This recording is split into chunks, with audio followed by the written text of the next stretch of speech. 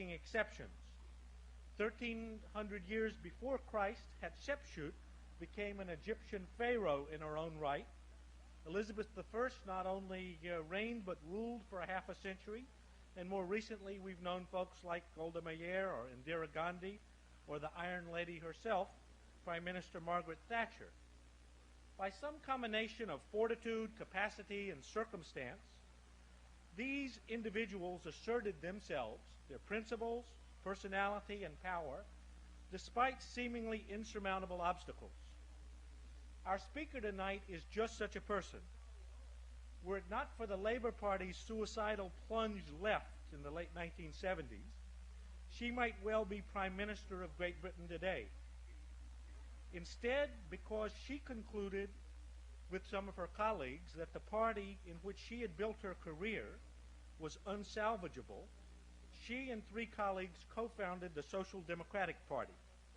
They came a close third in the popular election of 1983, and while not many observers of the English political scene, perhaps surely accepted, but not many, I think, would give them much chance of winning the next election, the possibilities for the election after that, particularly if the next election shows that Labour is no longer a viable political party in the UK, seem much more promising.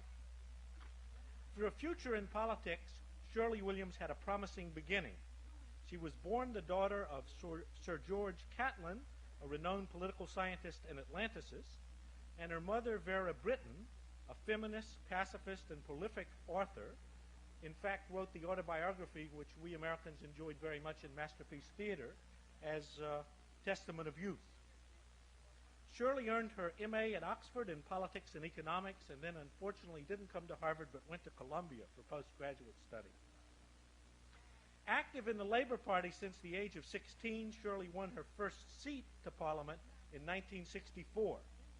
A decade later, she was brought into Harold Wilson's cabinet as Minister for Prices and Consumer Protection, and then in the Callaghan government served as Minister for Education and Paymaster General. During this period, she played an important role with the Conservatives in assuring Britain's entry into the common market. Ms. Thatcher's coup of 1979 left Ms. Williams without a seat in Parliament, but she quickly retaliated by seizing back a seat which had previously been a genteel Tory bastion. Although she lost that seat in '83, again thanks to Mrs. Thatcher, as president of the Social Democratic Party, which she is today, she remains a powerful and popular force in British politics. Seen by many people as, the British have a word that I put in quotes, frumpy, F-R-U-M-P-Y, for those of you who only speak American. Okay? Shirley has replied that this is a selling point, and again I quote, "People like me because I listen to them, and because I look as frumpy as they do," close quote. Please join me in welcoming back to the school a former IOP fellow, our 1980 Godkin lecturer, Shirley Williams.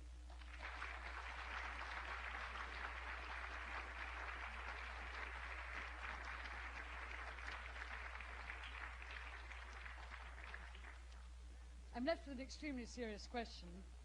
Do I go out and change? Or do you assume I'm not frumpy? Or do I ask one of my friends in the audience to strike the head of the Kennedy School dead?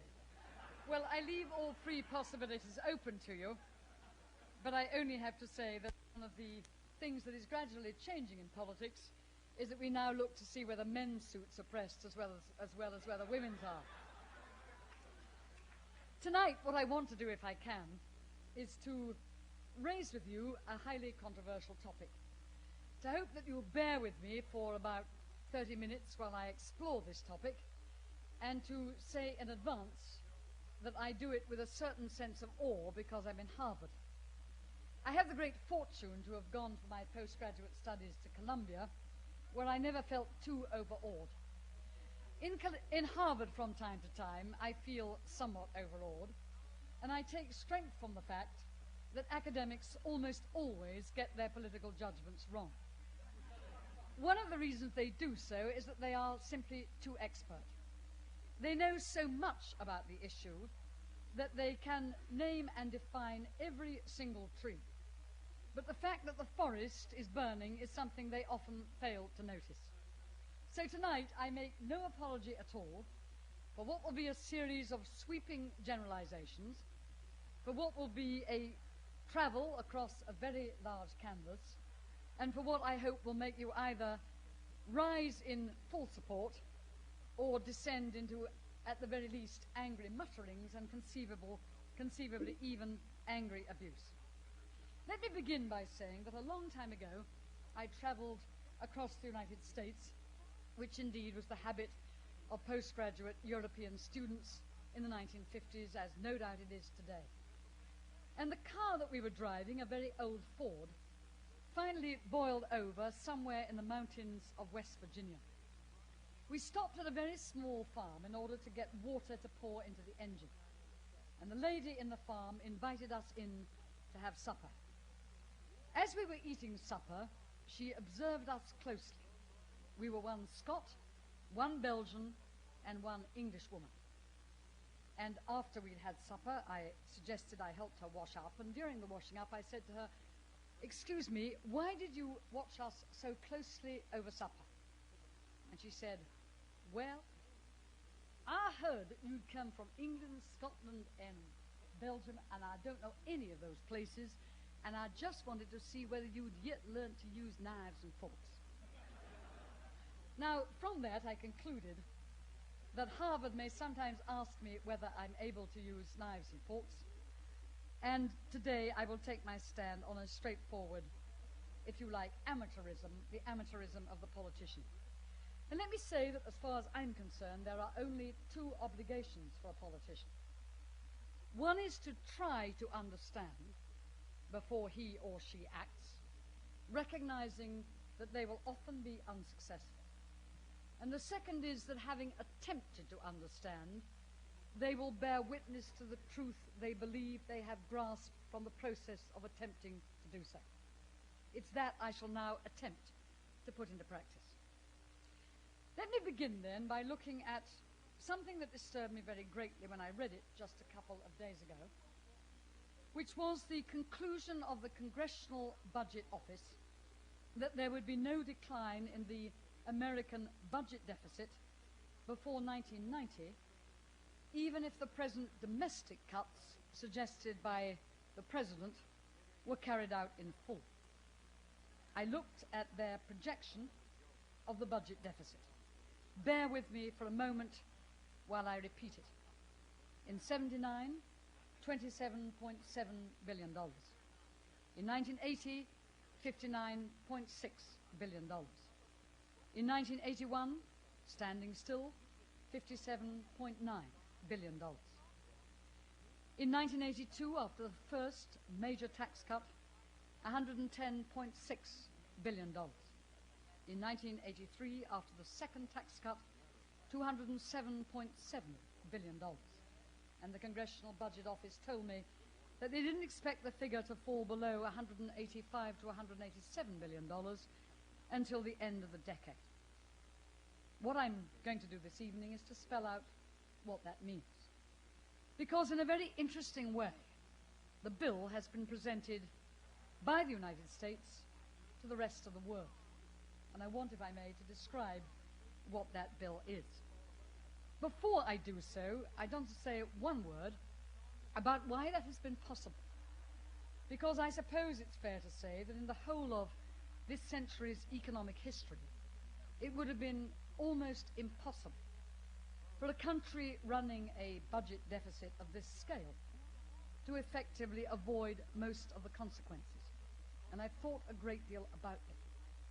Why is it that the United States can run at one and the same time a profligate fiscal policy and, until recently, though not now, a relatively restrictive monetary policy, and still see the dollar rise steadily against the other currencies of the world?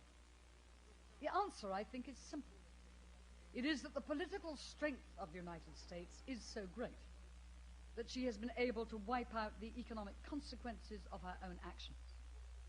I don't know how long that will last. I have a nasty feeling, in the light of tonight's news, it may not last a great deal longer. But that it has lasted quite a few months, quite a few years, is itself astonishing. Let me consider for a moment what the implications of this economic policy are. First, there has been a magnetizing effect on capital flows in the rest of the world. Again, allow me to bore you for a moment with the figures. In 1982, in line with what had happened for the previous 35 years, from 1947 onwards, the United States produced an outflow of capital of $24 billion. Exactly what one would expect. Perhaps a bit low, but that the most powerful, the richest country in the world would be exporting capital was very much what one had expected to happen. In 1983, that position changed dramatically. Instead of exporting $24 billion worth of capital, the United States absorbed $33 billion worth of capital. Most of it, at that time, from Western Europe. In 1984, the figure more than doubled. It reached $72 billion in the first 3 quarters of 1984 alone. On an annual figure, that was $100 billion. The pattern of the exporters had changed a bit. It was still mostly Western Europe, but Japan had made some appearance on the scene, beginning to export capital to the United States.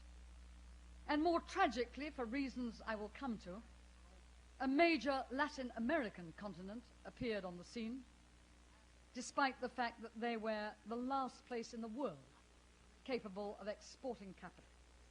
A continent with a nearly 3% rate of population growth, exporting all its surplus to the United States.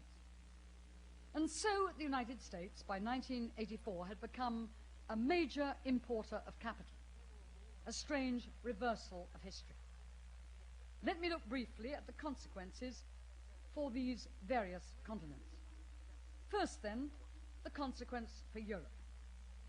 Europe is widely regarded in many parts of the United States, and I spent much more time in Iowa and Minnesota and Ohio on this occasion than I did in Massachusetts, as, to put it politely, a basket case, an aging, sclerotic, arthritic continent which is going graciously, at best, down the drain. Americans are not terribly historically minded, and therefore it's very easy to forget that in 1950 the United States produced just over 70% of the world's... I'm sorry, President Reagan, I'll be with you in a moment. In 1950, Americans produced just over 70% of the GNP of the Western world. And in 1980, that figure had fallen to just under 40%. In every decade, from the 1950s onwards until 1980, Europe had, in terms of productivity, in terms of growth of GNP, in terms of its capacity to increase its skill levels, outstripped the United States. In 1980, all that changed. I don't know any more than you do whether the last 4 years are more significant than the previous 30. But I do know it's very easy to get these things terribly out of focus. But in the last 4 years, unquestionably, the effects of the switch round of capital exports into capital imports by the United States have been relatively serious for Europe. First, in the 1970s, Europe invested heavily in labor-saving capital. All of you talk from time to time about the fallout, the squeeze-out, the overmanning of inefficient industries. And in the 1970s, much of that overmanning ended as Europe essentially moved into the field of labor-saving investment. Strikingly, in the 70s, there was much more labor-saving investment than growth-expanding investment. Europe already was beginning to suffer from a certain loss of confidence. But it's also striking that up until 1980, the level of penetration of new technologies, and specifically of microelectronics, into European industry was relatively rapid, and that as late as 1984, the penetration into medium and small-sized European companies in Britain, in Germany, and France was very nearly equal to that in Japan. That's a fact that very few Americans know.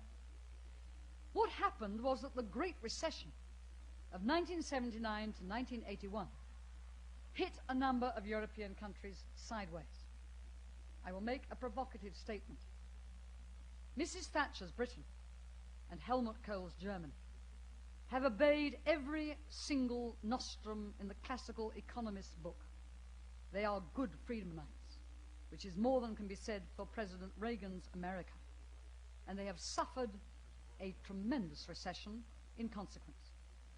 Between 1979 and 1981, the obedient British government sliced out 22% of British manufacturing industry.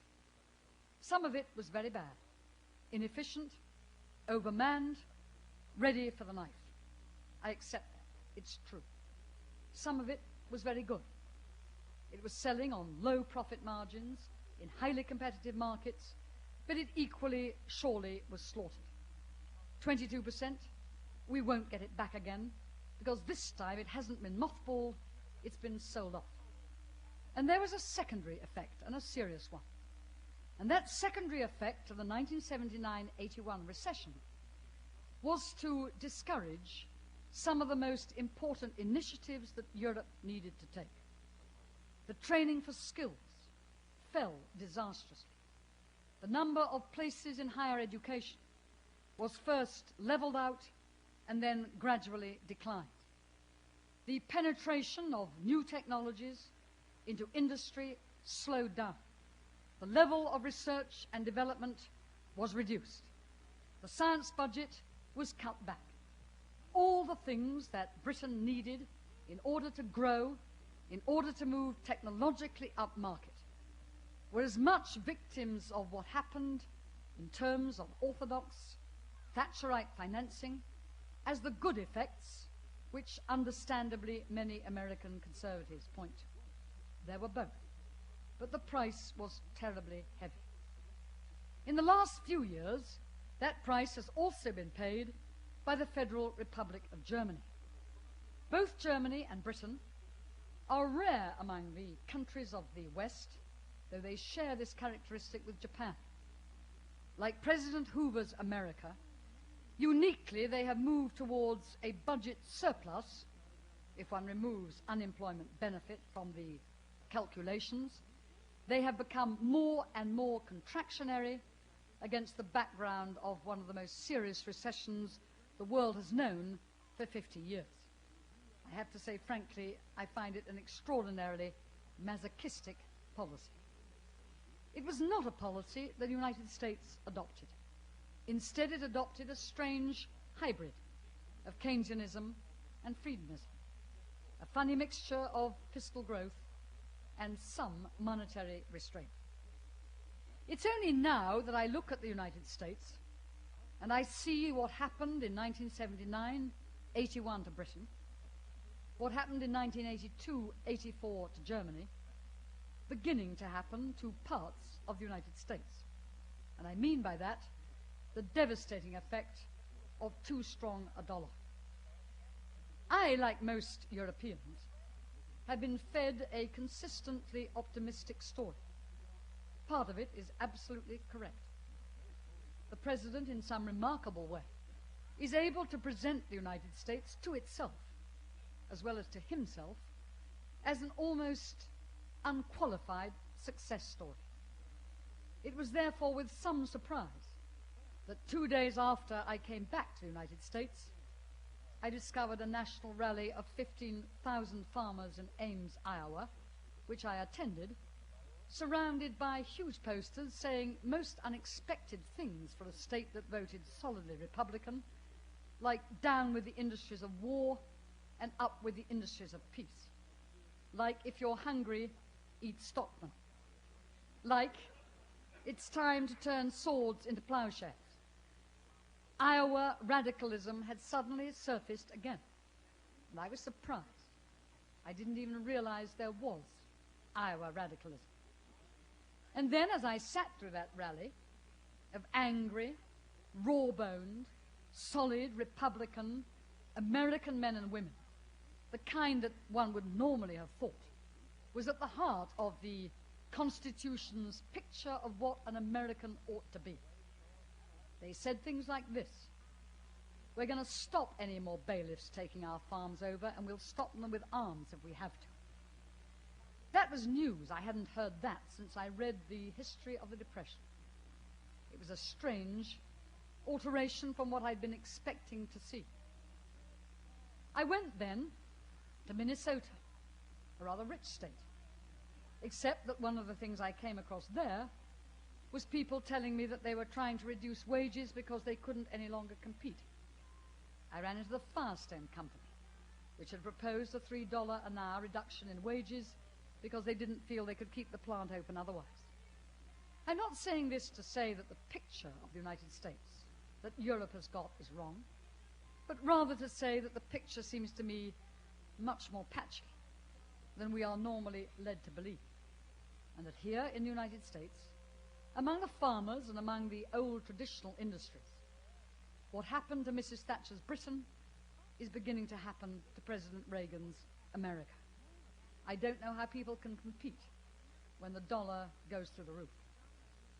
So for Europe, let's just say this: a discouragement for investment, interest rates that we find it very hard to pay, a discouragement for entrepreneurship, for small business, for all those innovatory new seeds we're supposed to encourage, sclerotic old Europe, which doesn't care for entrepreneurs, damned hard when it's 3% over prime rate, and you've got to find 13 or 14% before you can borrow a cent, and that's if your security is good. It's more like 16% if it's bad, and that's one hell of a burden to rate on the small entrepreneur. So it's tough to be lectured on the one hand about how arthritic you are, and on the other hand to confront an economic policy which makes it very difficult to actually pay for avoiding arthritis. But Europe must take some of the blame. Don't let me give the impression that, like Helmut Schmidt, who eloquently denounces the United States, I only regard the United States as the trouble. I don't. I believe that Britain and Germany have much to answer for. I don't believe they should have followed contractionary economic policies. I believe that is an excessive degree of caution. I don't believe they shouldn't have argued time and time and time again for some degree of coordinated economic expansion in the West, and gone on and on saying it until somebody started listening. They didn't. They pursued contractionary policies. They allowed unemployment to rise to 13, 14%. They today face an explosive political situation, because when you've got 14% unemployment, and of that unemployment, 40% is under the age of 24, and when over half of it has been unemployed for more than 6 months, you are translating the problem of the inner city in the United States to the problem of a continent in the case of Europe. It's a very dangerous road to go down.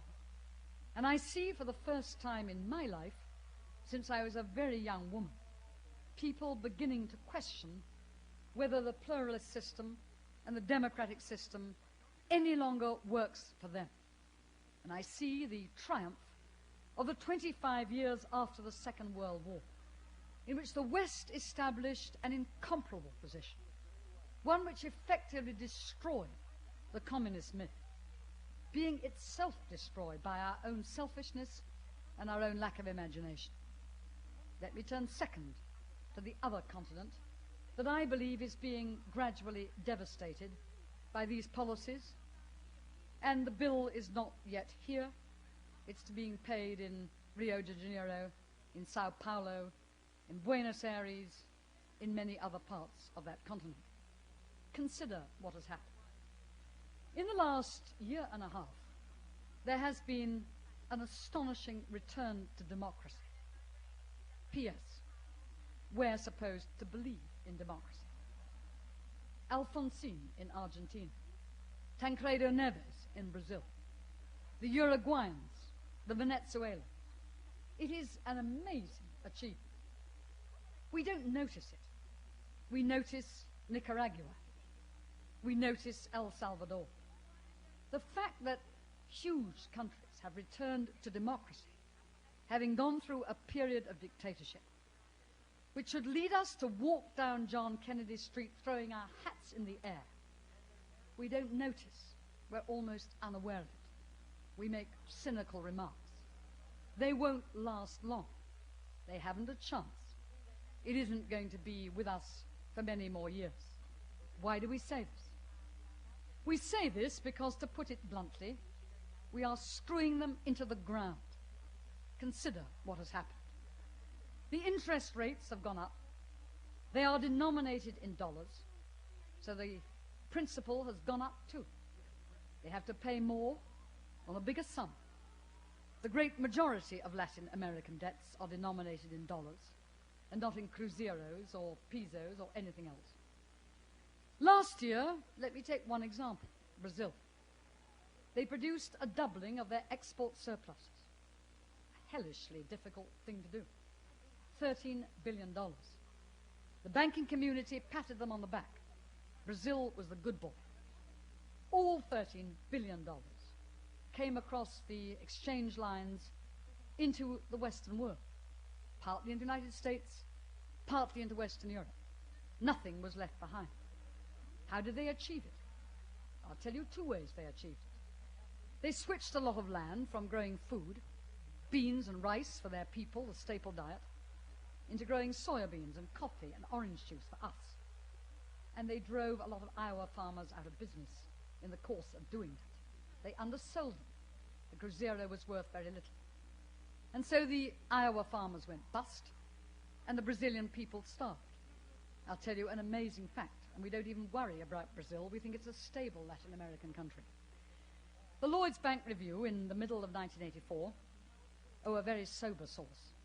The Lloyd's Bank Review could be the Continental Illinois Bank or Citibank or any other one you like to name. Not a wildly radical source. They found that the bottom 50% of the Brazilian people had suffered a fall in their standard of living over the previous 5 years of 36%. And the top 1% had seen an increase of 179%. When I went to Brazil, I lived for the first week in a metal safe because they told me that the muggers had resorted to submachine guns in Sao Paulo, and I'd have 20 minutes if I lived in the metal safe to escape. The second week, I lived in a mission in Belo Horizonte on a straw palace, and I was told I could leave my handbag on top because nobody would steal it. Brazil, Argentina, Uruguay promised to be the Nicaraguas of the 1990s if we go on being as astigmatic as we are. And in that I include the whole of the West, certainly not the United States alone. Why is it that we seem incapable of recognizing? I have here the stout support of that unexpected ally, Dr. Henry Kissinger, that what we're looking at is a political problem at least as much as a banker's problem. Why is it that we cannot see that if we were to produce something like a sort of Marshall vision for Latin America in which we extended the repayment of debt and in which we put some kind of ceiling on the interest rates they're expected to pay and gave them a chance to plow something back in, we might get somewhere. Yes, I accept that their own domestic regimes are hopelessly inegalitarian, that the rich push the poor into a situation which was described by Dom Helder Camara of the northeast of Brazil. I'll quote his words. He said, "The poverty of the poor is the violence of the rich."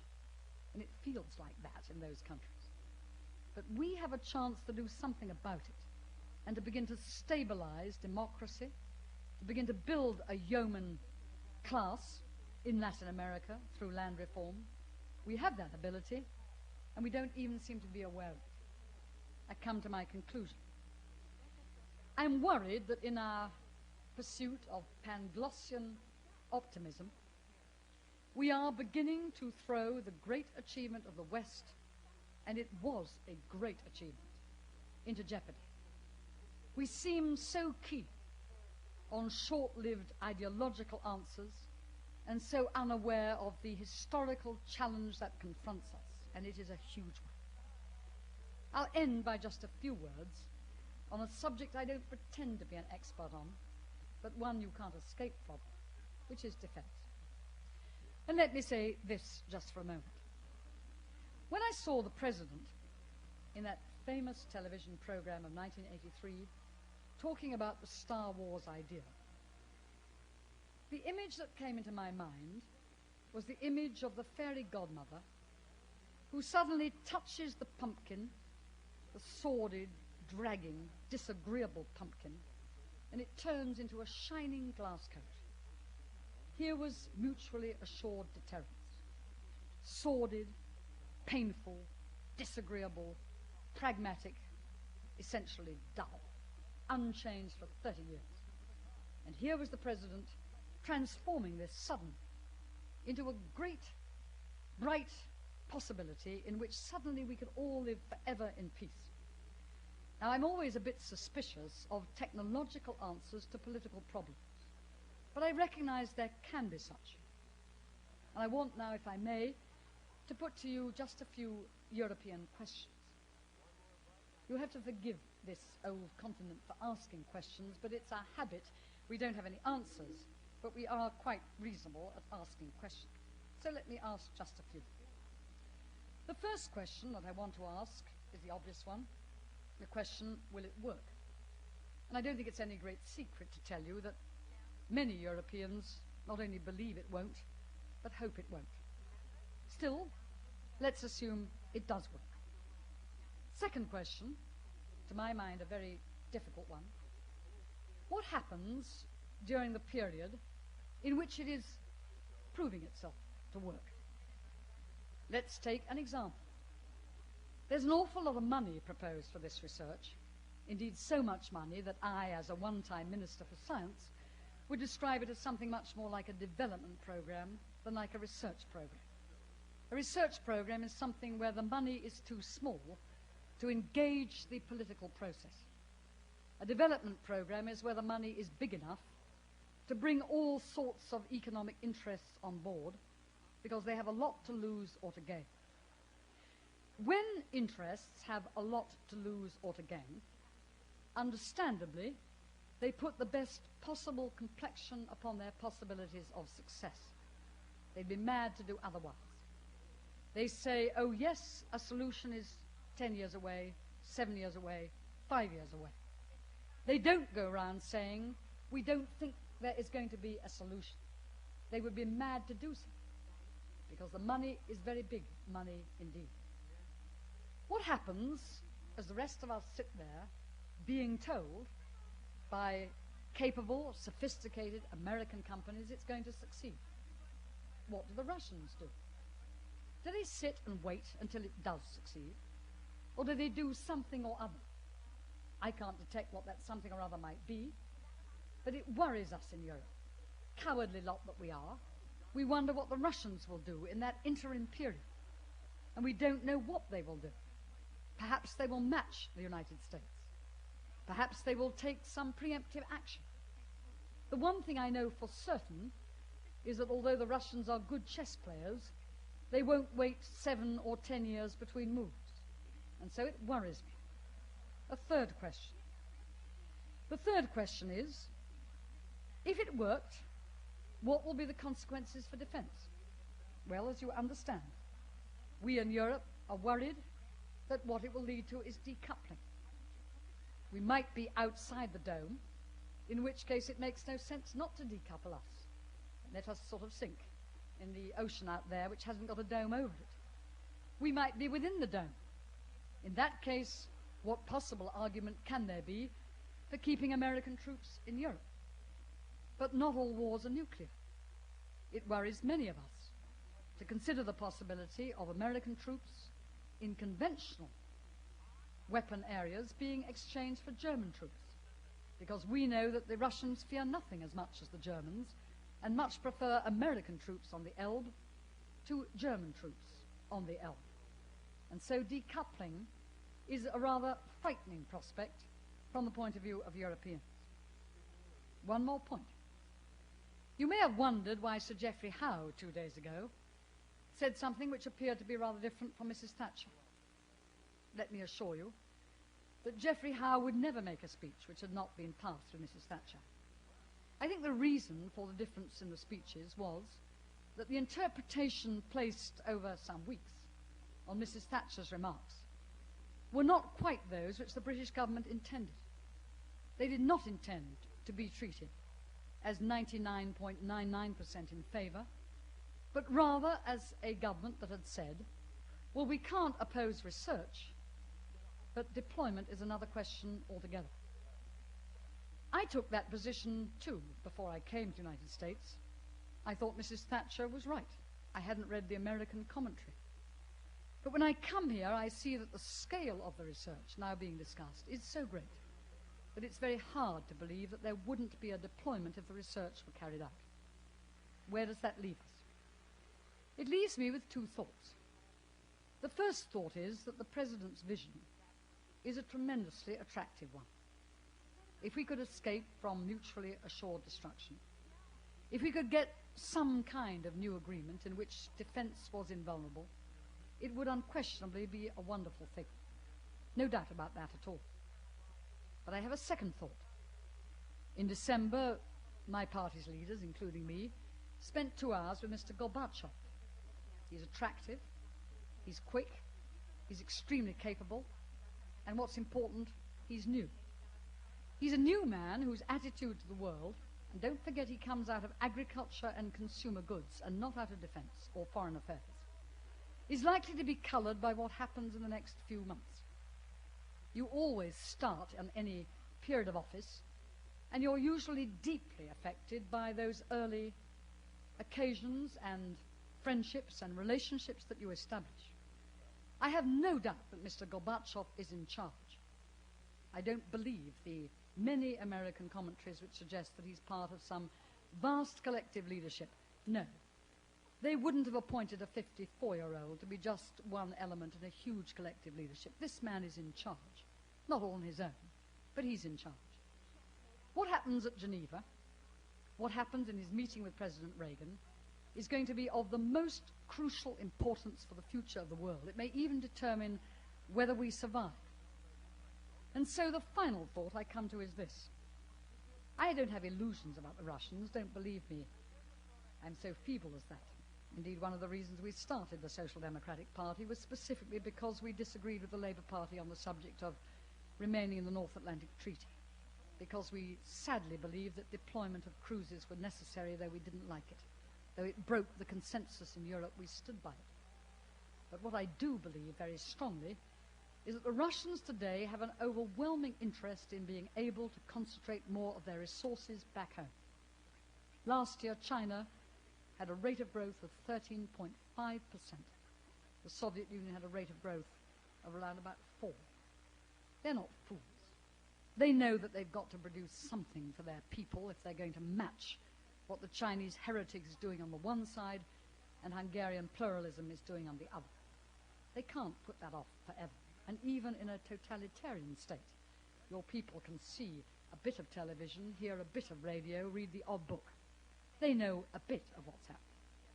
So Mr. Gorbachev, I believe, is part of a window of opportunity. It's a window of opportunity I pray that we in the West will recognize and do something to fill. And it brings me to my last conclusion. The President's vision is a marvelous vision. I don't know whether it will work or whether it won't. The President has said publicly that if the research, or when the research is completed, he will make it available to the Soviet Union. The question I ask is, why not now? Why not a common research program? Why not look at it together? Why not see if it will work together? Why not attempt to internationalize the Star Wars idea and usher in, at long last, some opportunity for us to end an arms race that all of us know, if it continues, will simply take the whole of the Northern Hemisphere and maybe the whole of the world over a precipice we won't climb back from.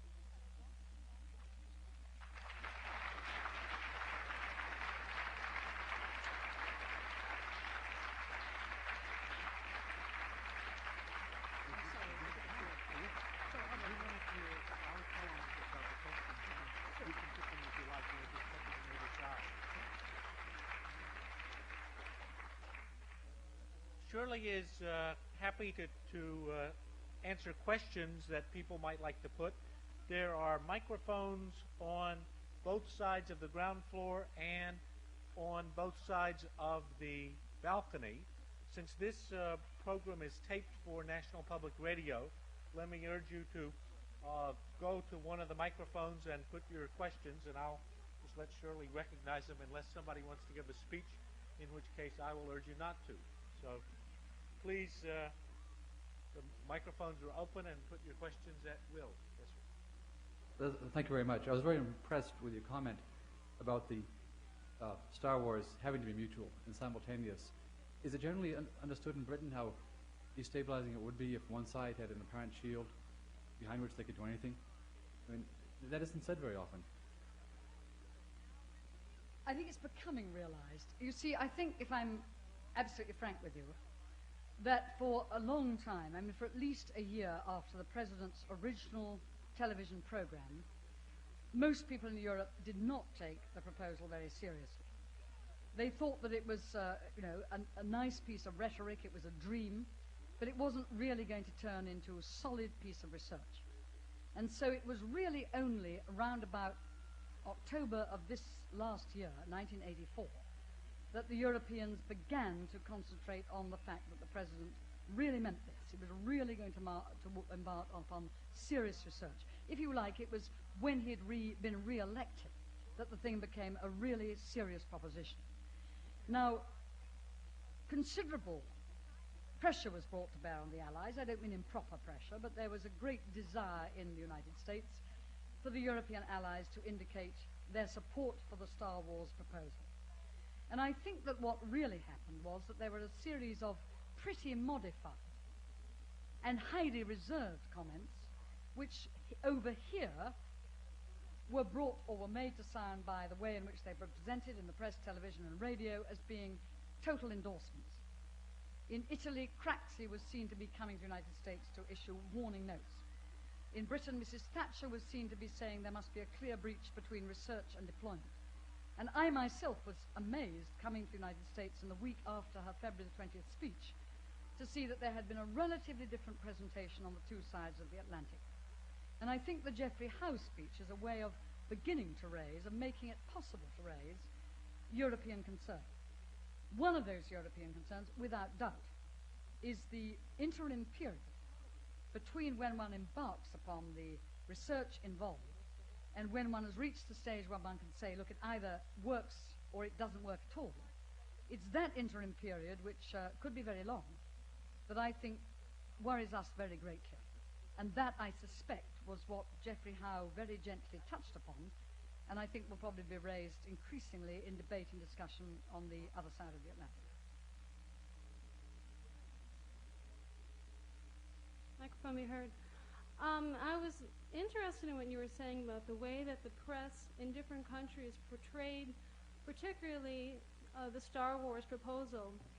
And I was wondering what you thought had brought the Soviets back to the bargaining table regarding nuclear weapons. And the press generally in this country presents the MX missile as being that bargaining chip. And I was wondering what your comments were regarding this. It's a good question, and there's no doubt that among European governments, the Star Wars has been regarded to some extent as a bargaining chip. I think what I would say is they have hoped it was a bargaining chip. The earlier bargaining chip, which was the source of the breach of the consensus between left and right on defense in Europe, was the deployment of cruise and Pershing missiles.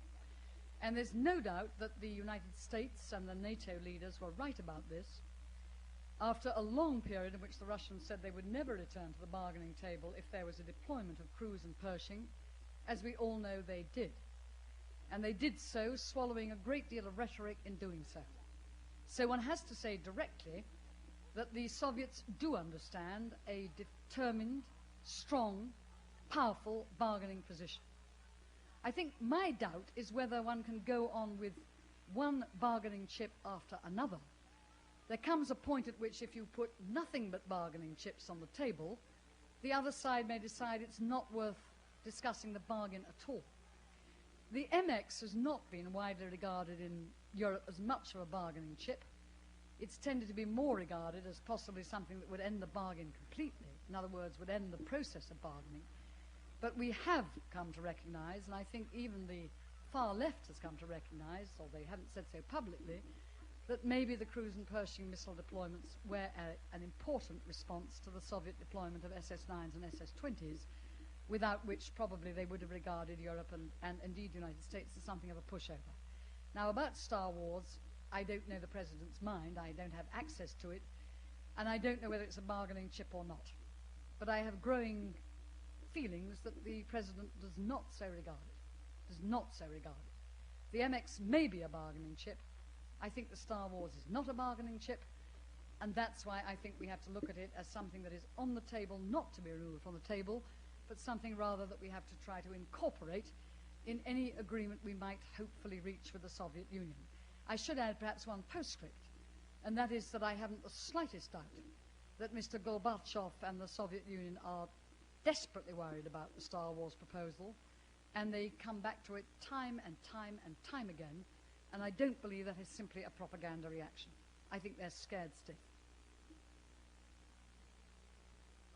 I'd like to talk about your tax cuts that you're dealing with, and saying that it was the cause of the deficits and also the stagnation of Europe.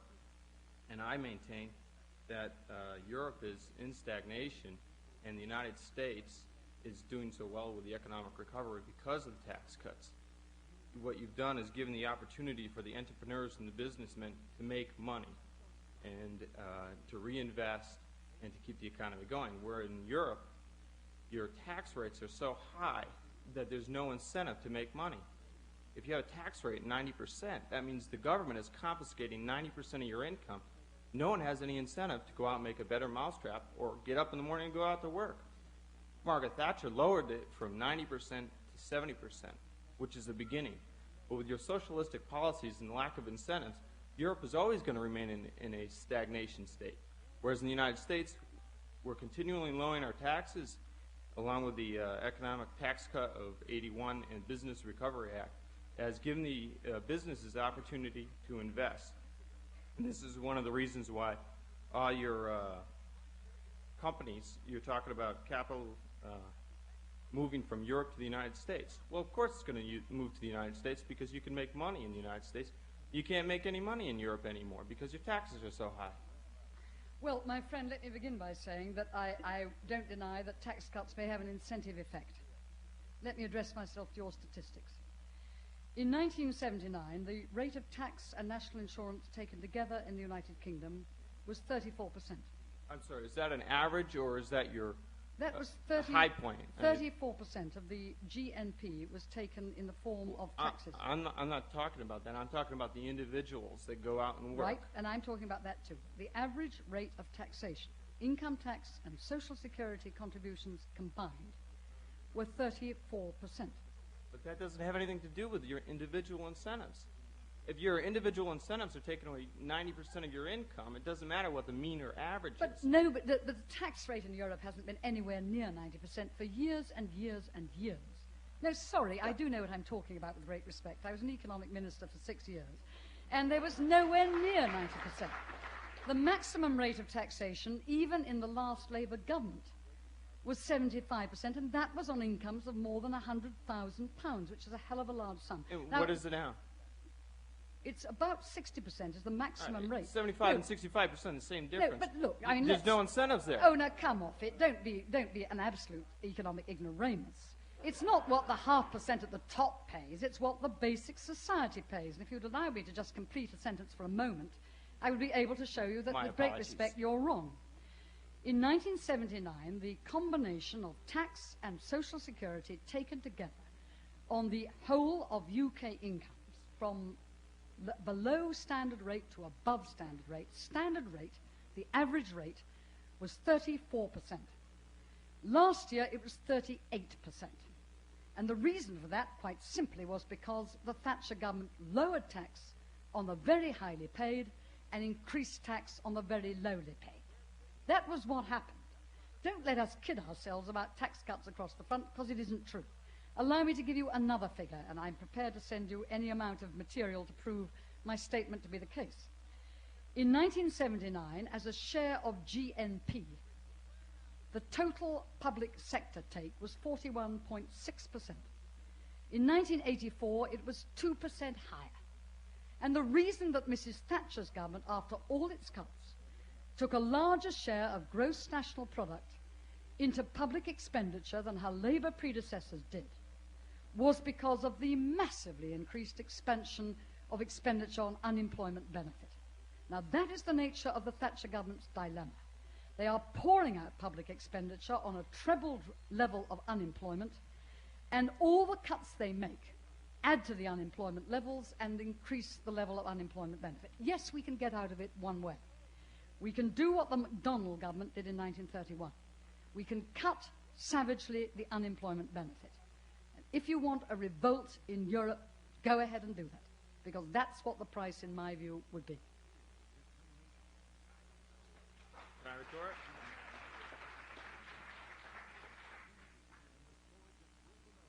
I'd like to ask you a question about the recent coal miners' strike in England. We read a lot in the United States about Scargill stating that so long as there was coal in the ground, British miners wanted to mine it.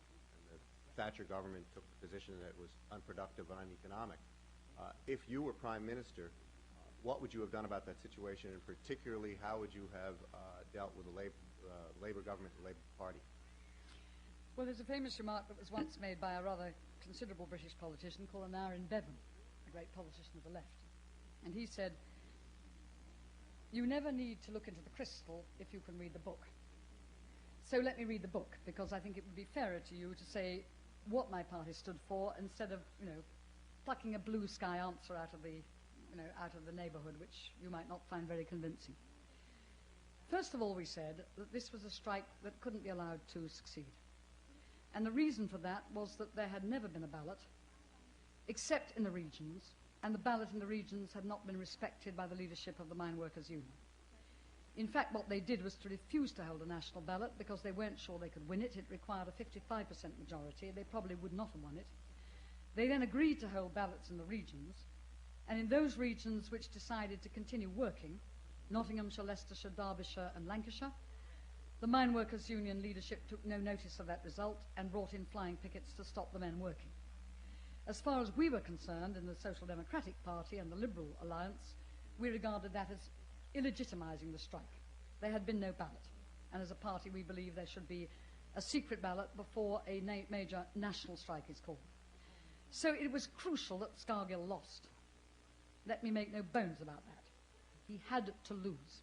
The implications of his winning would have been desperately dangerous for constitutional democracy, and to be fair to him, Neil Kinnock understood that, and that is why he never gave more than the most ambiguous support to the Mine Workers' Union leadership, though he gave sympathy to the miners. We might leave it there, because the claims of the mine workers were unreasonable. They said that no pit should close, however uneconomic. It was a kind of modern Luddism, and one can't, I think, make that stand up. But where I believe the government went wrong was in at no stage, and particularly not in the closing months when everybody knew the miners had lost because they couldn't bring out the power workers or the railway workers or the steel workers in their support. And no other union, except briefly the railway workers, came out in their support at all. So they'd had it. It was a long death, but it was quite clear that they could not be saved. The great mistake the government made was in victory to show no magnanimity. What they should have done, in our view, as it became clear that the strike was gradually fading away, was to announce that part of any savings from pit closures would be dedicated into producing alternative jobs in the coal fields. Because consider for one moment the situation. You have many coal fields, especially the old coal fields like Wales and Scotland, which is where the strike held up longest and most bitterly, where there is no alternative work for 60, 50 miles around. Nothing. It's a desert, a blighted desert. And when Americans say, as they often do, well, in that case, why don't they move? The straight answer is they own their houses, all their savings are sunk in their houses, and they won't get they get nothing for the houses. Who wants to live in a desert with no jobs?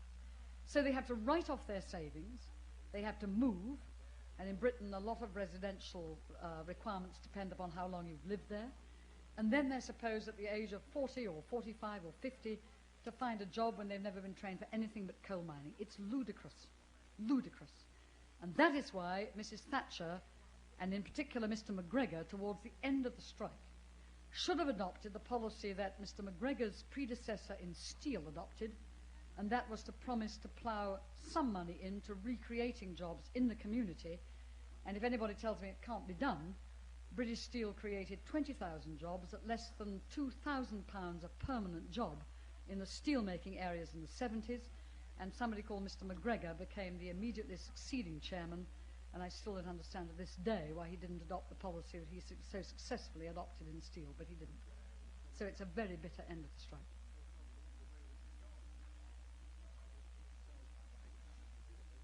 Let's go back and talk a little bit about the dollar and the position of the dollar and consequences of this rising dollar.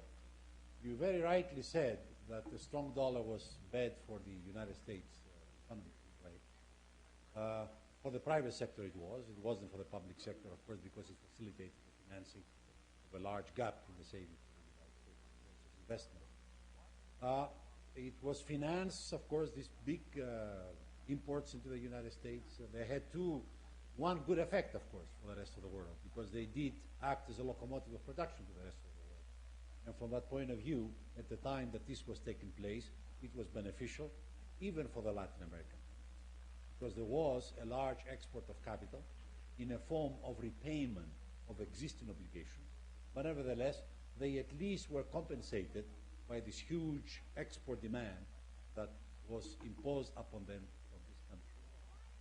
Now, on financing this deficit that was created, I mean the trade deficit. Trade deficit was financed not necessarily, as we believe, by exclusively from the savings of the rest of the world, but it was financed because of the unique position that the United States currency has in being more or less the key reserve asset of the world, and also by the creditworthiness of the United States, because the dollar is the only currency that can borrow, and can borrow from credit that is self-created.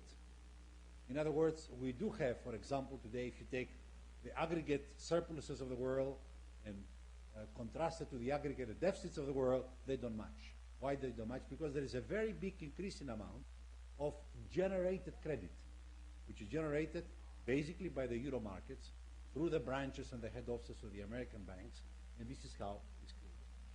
Now, of course, what I think we should look into, it is the consequences of what has happened so far, which is not really as bad as we think. I dread to think of the reversal of this thing.